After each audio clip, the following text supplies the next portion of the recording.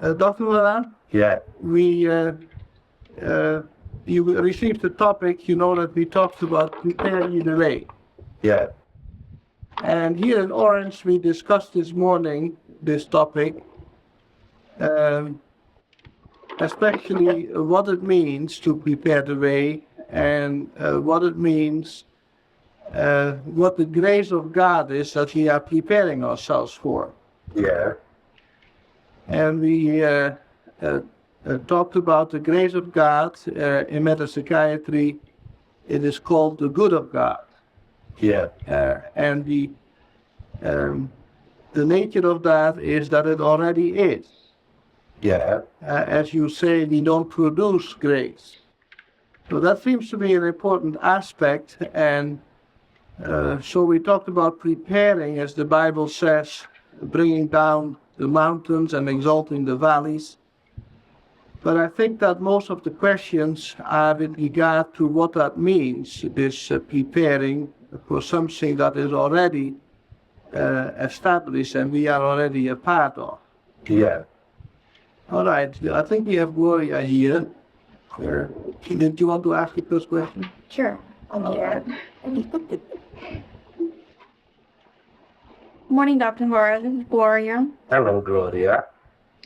One of the things that Jan mentioned was that that divine mind, and that divine mind is the expression. No, that we are its expression. Only our Okay. so. Jan coaching me. I'm just eating.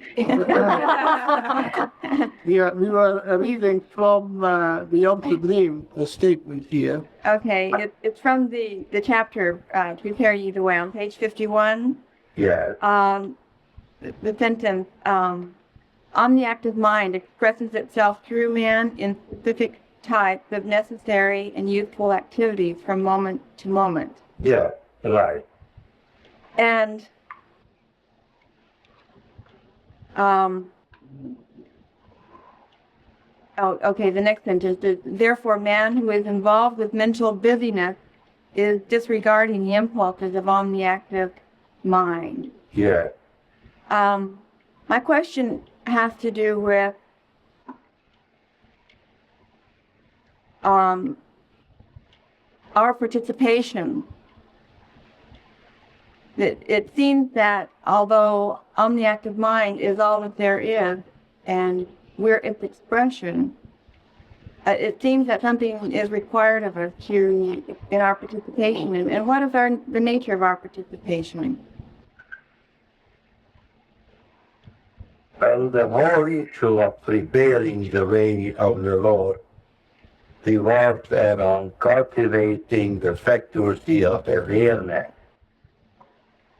and eliminating all those factors of consciousness which interfere with our awareness, inspired wisdom, which is always really flowing toward us, but we don't pay any attention to it. And what it says, life is a big banquet, but the vast majority of people are starving to death. Now, when the Bible describes preparing the way of the Lord, it describes that every mountain has to be brought low, which means the ego has to be strong. That's why they call us trees.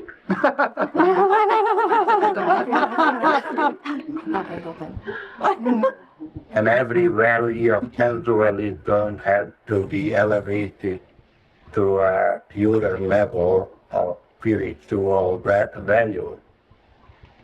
And the crooked places have to be made straight, which means that there is some inclination towards crookedness in human consciousness. It has to be straightened out. And the rough places have to be made plain, as people who are apprehensive and hostile and always in conflict with others, and one way or another, it has to be the truth is out. And this is the way consciousness is being prepared by eliminating the obstacle to the awareness of divine love intelligence. And when that is an essential element of the study of metapsychiatry, then we aim at achieving such receptivity that we might be able to benefit from the constant flow of inspired wisdom and love from God. It seems, though, that all of these things are things that we can't do, that we can't increase our receptivity, that we can't improve ourselves. Well, the study of metapsychiatry will bring it about to a process which is called epistemological method of truth realization. Do you know what that word epistemology means? Yes. Yes, it's the science of knowledge. Of the nature of knowing. Yeah, right. So that's what we do in metapsychiatry. We are learning to eliminate all those elements in our consciousness that interfere with receptivity to God. Dr. Hora, can I just ask, is it up to us to abolish the obstacle? Is that one thing that we can do? So we don't really abolish it, but the truth, darling. We study the truth. And in the course of studying the truth, we become aware of the various obstacles to its reception. So in the final analysis, it is the truth that abolishes the obstacle when we are ready for it. We are infused to them of the truth.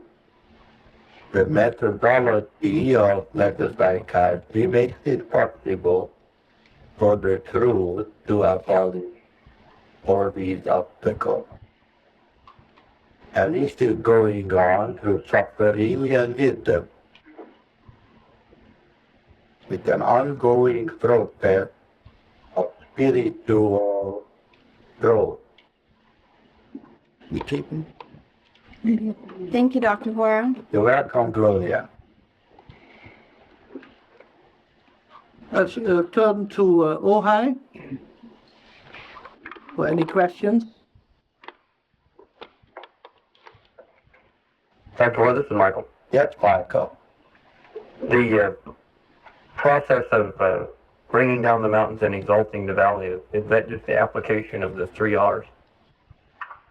Well, Recognizing the meaning of that is our method of becoming cognizant of what the problems are, the meaning, regretting them as error and miseducation, and then turning our attention to the truth. Very part and parcel of the process of preparing the way of the Lord. We prepare our consciousness to receive the Lord, to receive God, love, intelligence into consciousness. And that's the process of becoming enlightened, seeing the light. But by recognizing the idea that we thought was true and being willing to give that up and turn our attention to the truth, then this takes place. It's not how that happens that we don't do it, but it happens. An enlightened man is not very interested in truth. He is interested in getting ahead in life and feeling good and finding a way of securing his position in contract to his fellow man. It's not so much truth that unenlightened man is interested in, but advantage. Advantage, is that what you said? Advantage, yeah. That sounds rather familiar. Yeah.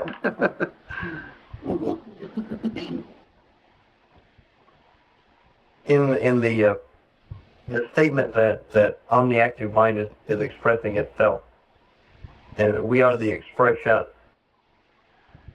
that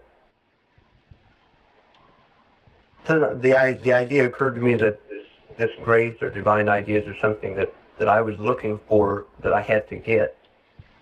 But when I see that constitutes identity, then the actual act of seeking it is what gets in the way of seeing it. Is that right? Your question is not very clear. I am not sure whether you're asking a question or making a statement. Just for clarification about that idea. About which idea? The idea of divine grace, Yeah. has been one of something that I was seeing it as something that spontaneously occurred, that wasn't happening, and then suddenly it happened, and that I didn't do anything to make it happen. But it was a nice thing that occurred, so I'm real happy about it. It's not occurring anymore. We cannot make it happen, but we can exclude ourselves from it. It's either you cannot make the sun to shine, but you can avoid letting it shine on you. And that's the way it is. Mhm. Thank you, Dr. You're welcome, Michael. Turning to Colorado, Jody, you have a question? Yes, I think it's along the same line. It's from the same chapter. And it's about communicating with people on all levels. On page 46, Dr. Hora, you say the broader our perspective on reality, the more understanding, the more compassionate, the more inspired, the more receptive, and the more capable we are to benefit people on all levels, even if they are in a state of beauty in the flat earth. Even then, we have the intuitive wisdom of communicating with them in a beneficial way. Yeah. Well, Or the night sentence. isn't it lovely? As you know, there aren't any members of my family that seem to be interested in the spiritual path. Yeah. And yet, And that's very frustrating. well, I don't mean it in that way. What I mean is, when they do have problems, Yeah. it would be nice to have this broader perspective which would let me receive inspired wisdom, so that there would be something that I could say. It seems as though what I do most of the time is get on their level. If they have a problem, I just give them a human solution, not solution, but advice or something, whatever. Yeah. It's, I'm sure, a mistake. Yeah. But it's also a mistake to preach or to try to teach. Right. Recently, I wrote a letter in response to a problem of one of the offspring, and I know it fell on deaf ears. Yeah. But there was something that needed to be said, and it seemed to me that if I didn't say anything or didn't write any letter, that I was somehow not being an expression of goodness. Yeah. And what I would like to understand is, how do we communicate without preaching or teaching? Well, you know, Josie, we communicate non-verbally. Have you ever written a non-verbal letter? No, that's a nice idea. Yes. It's called praying, isn't it? Yeah. Yes, right. Yes. And I guess the praying is not for the individual, but for your own self to see more clearly. Yeah, that's right. So that you aren't in any way trying to influence by thought. That's right. You should. And how did broader perspective? I mean, it's easy to see people as they appear to be. And can we lose this seeing them as they appear to be and see them in a broader context? And is that the prayer? So the most of our difficulties with non-students of mental psychiatry and even with students is the tremendous temptation to influence that. Yes. And if we could learn to never influence anyone, then we could communicate effectively with everyone. There would be no problem in the world if people would not yield to the temptation to influence others. For their own good, mind you. Right. So I see the tendency to influence as one of the greatest evils in the world. That's kind of an amazing thought, isn't it? It sure is. And that would apply whether we are attempting to influence them for good or attempting to influence them to think we're good. That's right. Influencing is the proper way. Thank you. You're welcome. Doctor, isn't that what the whole idea of grace communicates to us? That the good already is. Right. And in prayer we can come to see that that is also true for our relatives. Yes. And so it... We cannot tell them. No, we don't. We need to know that. Right. Maybe they already know that. But maybe they don't, obviously. But the whole idea of grace seems to preempt the necessity, if we understand that, Yeah. To influence. Yeah. Today, very distraught mother told me that her child had outbursts of violence against her and her husband. And a little girl, but she attacks them with her feet and punches them and screams at them. And they are flabbergasted because they are very eager to be good and loving. They are very loving people. And it's a mystery to them how the child could behave like this. Yeah. But you see, the child perceives something that they are not aware of.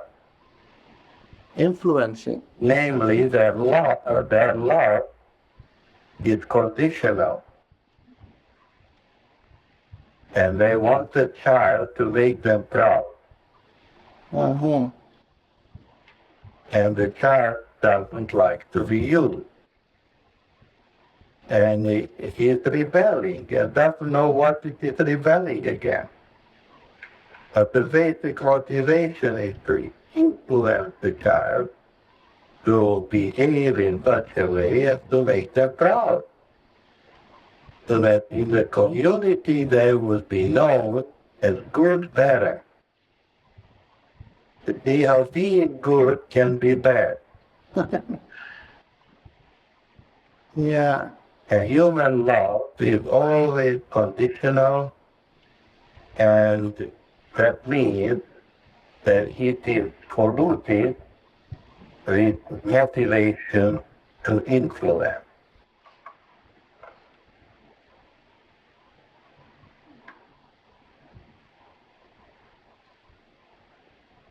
Is that special for mothers? Or do fathers have that too? Same.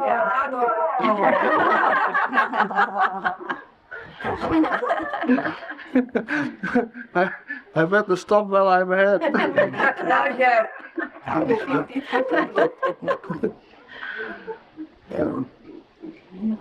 There is a question here in orange, Dr. Hora. Go ahead. Hello, Dr. Hora. It's Roberta. Let's go with that. It's interesting that I should follow the topic of motherhood and influencing. Yeah. My question relates to that, but the question originally stemmed from preparing the way of the Lord. And basically, the question has to do with whether I'm understanding the preparation properly. In the last several weeks, I have been very depressed, and particularly with the issue of seeing that I'm no longer a mother, giving up the idea of motherhood and that the children were never my children. And I've been going around, I've been ill and unhappy, and I haven't smiled very much, etc., etc. But it seems in the last few weeks, I have been doing a great deal of praying, particularly the prayer of at 1 minute, and attempting to look at these thoughts, perhaps even cultivating the faculty of awareness. Last night, I came home very, very sad.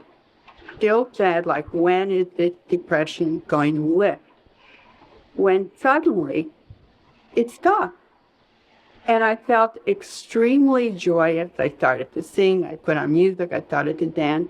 I suddenly thought, it's gone. And I slept well, I woke up happy, exhilarated. It seemed as if it was here, and then it's not here. And I'd like to understand, is this related to prepare the way of the Lord? Am I kidding myself? It's related to one of the gratitude. Which one, Dr. Hora? Blessed are they that mourn, for they shall be comforted. It is the mourning being willing to look at your suffering and understand it? So what you call depression was the period of mourning. Yes. And the mourning is over, Yes. and you wake up in the morning and there's no more mourning. Yes. The 24-hour day. Yes. So that is preparation then. And the morning is the joy of the Lord can reach your consciousness. Yes. And that's what happened. And then we know that the preparation was successful when we realize joy and spiritual quality. Is that what that is? Yes, that's right. You have reached the point where you are not beholding anymore. Your apartment is separate from your children. Yes. So now the joy of the Lord can reach your consciousness. Yes. Are you trying to pull out your violin? No. No. You want to keep the joy.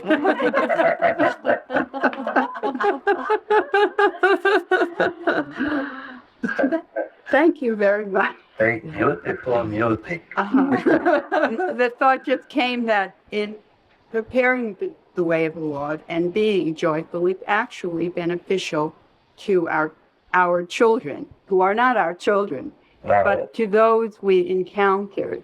So this the state is actually more beneficial to them. So don't you try to influence them. Oh gosh. Thank you. It's the mourning actually, in that sense, means that we are in the process of giving up something. That's right, exactly. Yeah. I see. So that's why the morning, the dawn follows. Yeah. All right, let's turn to Ojai now. Are there any questions there? That's it, Vera. Vera. I would like to have a clearance. What is the meaning of giving up something or offering? Does it have any difference in the two when to use that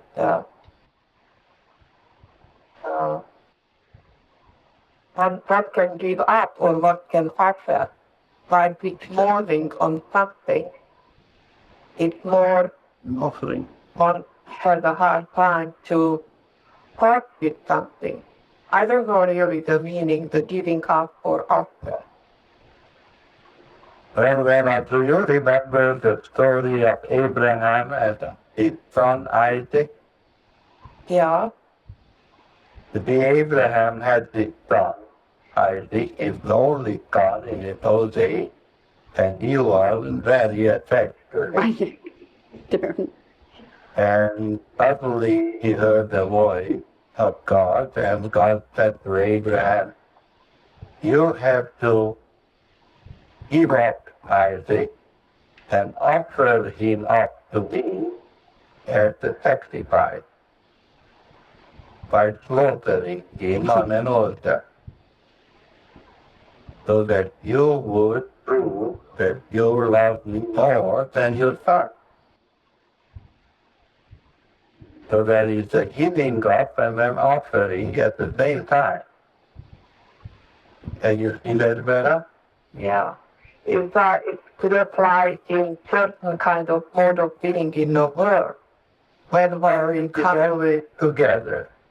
excuse me?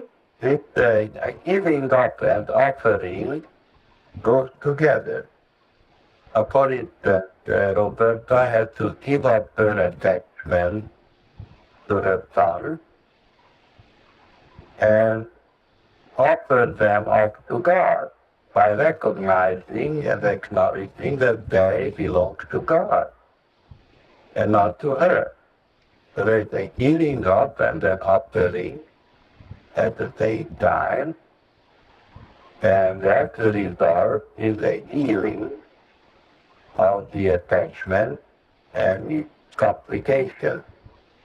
Yeah, and it's not just a procedure, but from the fruit one can see if it was a really give up and not a really just believe I give up something so I would get something for it.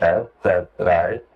Well, we give up our attachment in order to prepare the way of the Lord in our consciousness. Because it's like giving up and an offering at the same time. We offer up our charity with faith. That is a real sacrifice which we offer up to God. Abraham tied up his son and put him on an altar and was ready to kill him. Sometimes And at the last moment, of course, God has stopped him from doing it because he proved his willingness to cherish the love of God more than his own son. Yeah, the first principle has to take a place more than anything else. That's correct. Yeah. Thank you.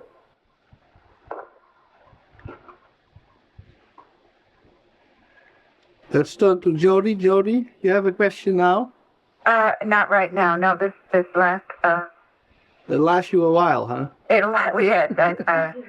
last bit about attachment and offering and giving up is something I needed to hear. All right, then we'll go back to Orange here. Gordon, you want to ask you a question? Introduce yourself. My name's Gordon, Dr. Hora. Yes, Gordon. In the preliminary notes that Jan Windhorst prepared for this seminar, he speaks of the 4 W's. And in answering the fourth, what is my purpose in life? It's to be a beneficial presence in the world. I would like to know what the process is of being a beneficial presence in the world. Could you describe that for me? Being a beneficial presence to the world is not a process, Gordon. It is a stage of our spiritual development. But if you really would like to know how to do it, then I won't tell you. because it cannot be done.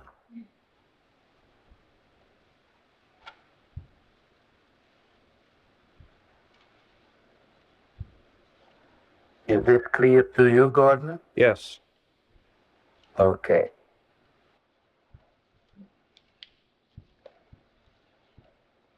Thank you, Dr. Hora. You're welcome. Anybody wants to forward on that here? Yeah, Chichala. Dr. Hora, this is Georgiana. Yes, Dana.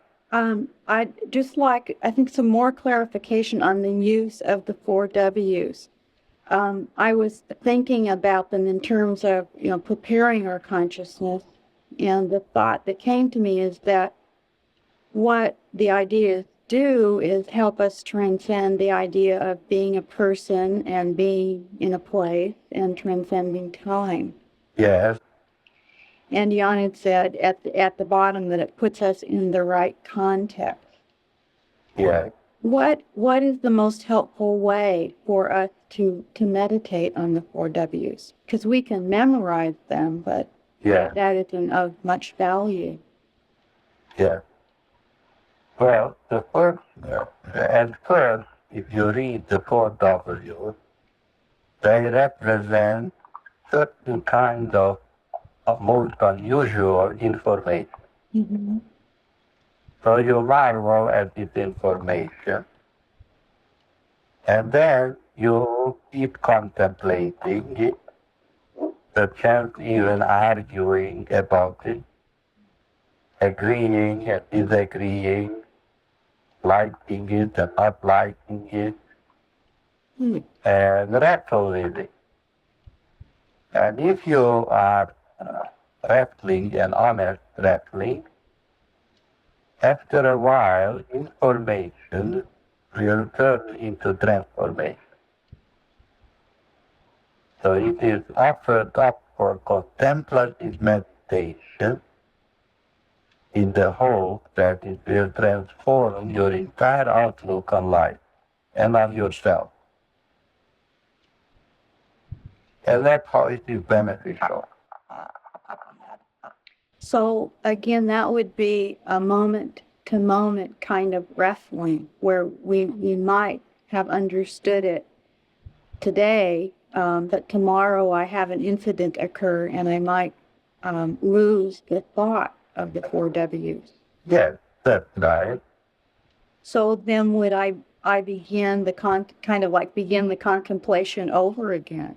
So, of course. You remember the wrestling match with Jacob had with an angel? No, I don't think I do. No? Jacob had a dream where he was wrestling with an angel. And the wrestling took a long time, and the angel said, "Let me go because it's dawning and I have to leave now. I have other appointments." And Jacob said, "I won't let you go until thou bless me." And then the angel blessed him and gave him another name because he prevailed over him. So we wrestle with the 4 Ws with utter sincerity, thinking to understand, thinking and hoping that this information will turn into transformation. And it will bless us. And it will have beneficial consequences for our way of seeing reality. And this is that kind of a wrestling. We wrestle with it until we are blessed by it. So what the thought comes to me is that sometimes we give up too soon in the wrestling match, that we don't maintain the perseverance we need with the issue. Yes, sometimes we don't even begin to wrestle. We just say, well, that's interesting information. Now let's read something else. Well, This is very helpful because I think at times I have the impression that if I'm wrestling with something, it may mean I'm resisting it, but rather it sounds like it's more of the process in understanding. Yeah. But you don't wrestle against it, but wrestle with it. Yes. That's very helpful. Thank you. I'll capture Donna. It seems, Dr. Hora, that therefore, no matter where we are or at any time in our lives, we can derive new insights from the 4Ws. Certainly. And so it's never a thing that we can say, oh, I have already read that. Or, That is new. right. Yeah, we have already, I know that I learned that 5 years ago, but every time that can open new vistas and transform us again. That's right. Sure. All right, let's turn now to Ojai again. Is there anybody in Ojai with a question?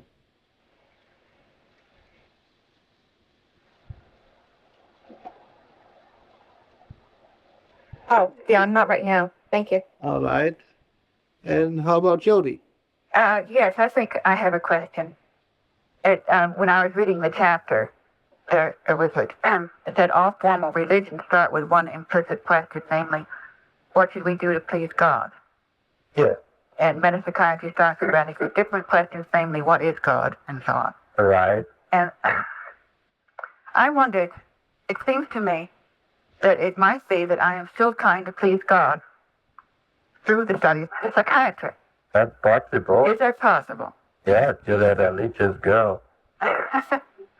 Well, that kind of struck me as I read it. I thought, well, are you still trying to please God? Are you still trying to be a good girl? So that you will please God and you will be healthy, you will be happy. You get brownie points. Yes, but not only that, but then I went on to think, well, in religion, they talk about sin, that we're sinners. Yeah. But in metapsychiatry, we talk about having misdirected modes of being in the world. Right. Now, what is the difference? And how can I get over this hump so that I know that I'm not just studying metapsychiatry hoping to please God, but I'm studying it to come to know my oneness with God? Yeah. So the religious concept of sin implies culpability. That man is essentially evil, Yes. and he is guilty and he is blameworthy for being evil. Uh-huh. But in metapsychiatry, we have come to understand that we are all innocent, but miseducated, and we are not evil. We suffer and inflict suffering on others due to ignorance. Uh-huh. But we're not responsible for our own ignorance. We are responsible to respond to what God wants. Who is responsible for ignorance? Who do we blame for our ignorance? Well, of course, I think the tendency is to blame ourselves. Well, that means that we are our own creators. For we certainly can't blame God for ignorance. Certainly not. How about Mayor God? Well, I know in Job, ignorance just kind of walks up and down, right? In the world. Yeah. So we don't really know what ignorance is, do we? Oh, yes, we do, Jody. Would you like to know it? Yes. Ignorance is judging by appearances. Now, I've heard that before. You see?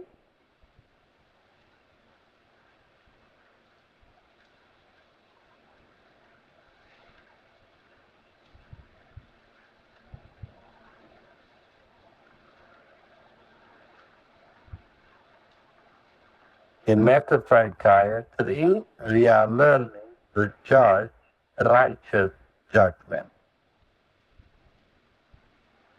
What's that?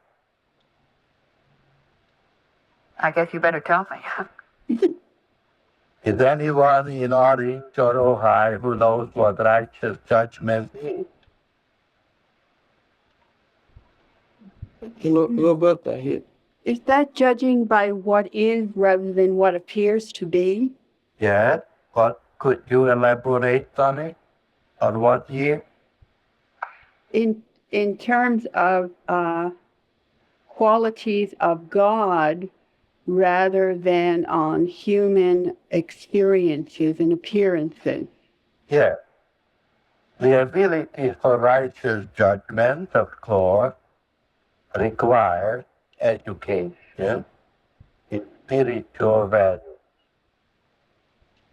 If we have received the right information about spiritual value in contrast to the appearance world, then we are able to distinguish between what is existentially valid and what is existentially invalid.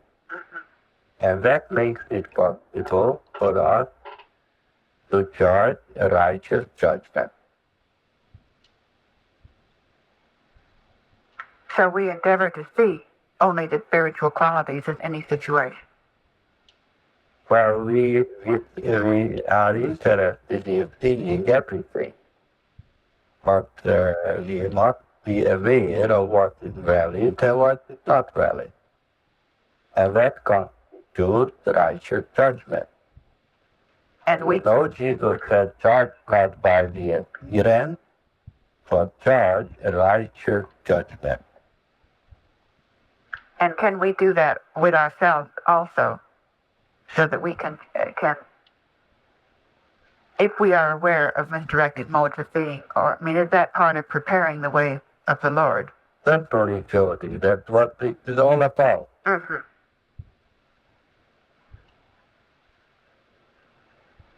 Thank you. You're welcome, Jody.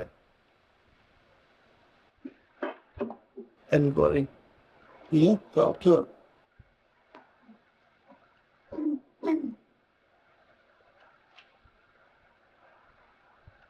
Yes, Phil. Hi, Dr. Hora, it's Joan. Yes, John. In Prepare Ye the Way, we're told that the way is narrow, and yet also that the possibilities are unlimited. And I was wondering if you could bridge the gap between these two non-dimensions. The way is not only narrow, it is also straight. It is straight and narrow. The gate is narrow. Straight and narrow. Now, it is contrasted to Broadway. You know Broadway? Yeah. Broadway is wide, the gates are wide, and the way is broad. That's why they call it Broadway. The Main Street. And it leads to destruction. And many there are who enter therein, says the Bible. But the straight road and the narrow gate lead to life, and few there are that find it. Now, to unlimited man, there is an unlimited amount of possibilities of going to hell, and there is an unlimited amount of good which can come to us from God. Therefore, the Bible says, choose ye this day which road you will take.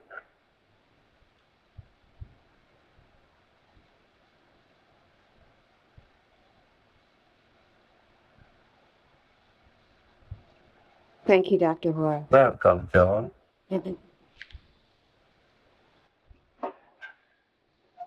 See? But we have here one more question at the moment. Okay. Hi, Dr. Hora. This is Janine. Telling, yes. Uh-huh. Okay, my understanding of grace is that we can't do anything to make it happen. To make what happen? Grace, Great, yeah. right? Okay, and yet when we're enlightened, we have certain things, studying and so on, exposing ourselves to metapsychiatry to help us to prepare for that grace to manifest in our consciousness or come to us as a light. And I was reading in the newsletter with Jan's article, and he has the last paragraph, and it says, God found us. And I guess my question, or where I'd like clarification, is if grace does all of the work, what was it that prepared us, or that God came to us? Was that because we're unenlightened at that point? It's a fluke. Okay. We're unenlightened before we have any sense of God consciousness at all, and yet God found us at that point. I'm not quite clear. Well, you seem to be giving evidence of being a victim of theological talk, theological gab. Uh-huh. What do you mean by that? Well, you take the word literally. Oh, okay. How can God, where is he coming from? Hackensack, New Jersey? God is coming to us. How can he come to us when he is infinite? You have to be careful not to get hung up by the inadequate language of theology. Uh-huh. God doesn't have to come to us. Like God created us as an aspect of himself. We are not separate from God. We are a live and move and have our being in this infinite mind, love, intelligence. Mm-hmm. So God doesn't come to us. It's just an inexact language of traditional theology. He doesn't have to find us. Do you have to make 2 and 2 to be 4? Do I have to make it? No. No, you don't have to Just make it. it. It already is, Uh-huh. right? Yeah.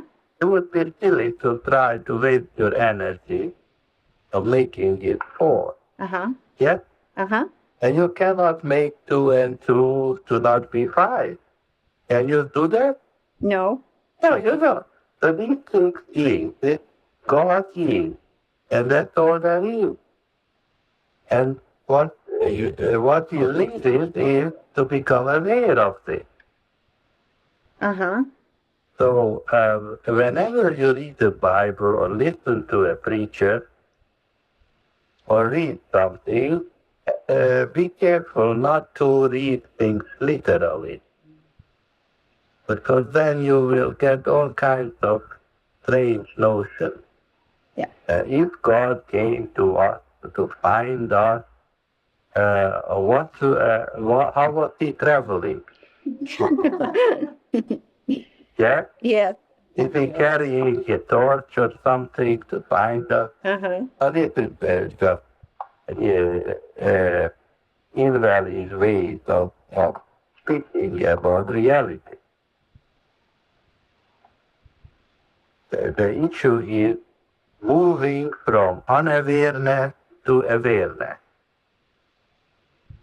So by studying metapsychiatry, we are being helped to become aware of God's infinite presence and our inseparability from this reality. Okay, Jenny? I think so. I'm not quite clear. I guess I understand that I interpreted this literally. God found us.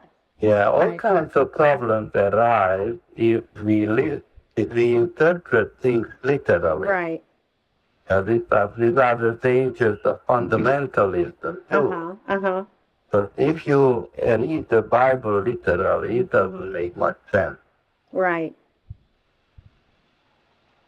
Okay, thank you. You're welcome.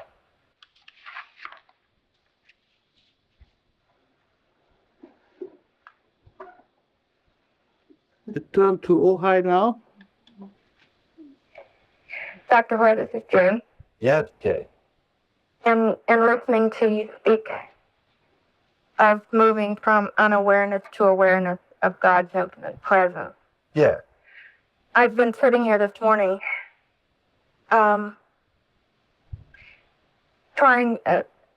what you're saying about grace, and the thought revealed itself of the unaware thought that I had of what grace was, which is luck. I seem real angry right now that I would still carrying a value of luck and Luck? No. luck. And That's what you have on your door, right? on my door, Yes. You see, if I take you literally, I will assume that you are talking about your door. on my door? No. A lot. No, luck. L-U-C-K. Yes, I know. I'm just Oh, thank you. I needed that. Bye. No. What's the meaning of still hanging on to a... Well, I was unaware that I still carried the thought of luck with me. Yeah, well, maybe you're just a gambler at heart. Gamblers worship a special god who is a female. She is called Lazy Luck.